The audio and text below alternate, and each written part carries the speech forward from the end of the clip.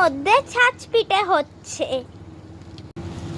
এই যে সব পিঠেগুলো, আমি হাত দেবো না কারণ কি আমার হাত খুব নোংরা।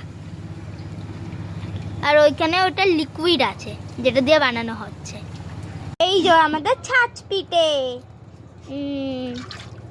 এটা একটুখানি পরে উঠিয়ে দেখাবে তাপটা, এই তাক বলছি, এখন এটা উঠাবে।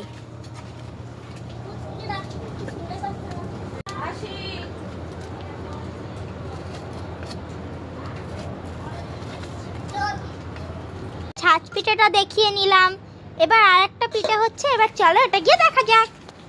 কি হচ্ছে? সরু পিঠে। এইখানটায় সরু পিঠের সব বানানো হয়ে গেছে। এটা কুলি পিঠে, এটা হচ্ছে কুলে পিঠে। এইটা কুলি পিঠে, এই যে কুলে পিঠে। হ্যাঁ, আর এইটা সরু পিঠে। এইটি হলো সরু পিঠে। এটা রান্না হবে এখন।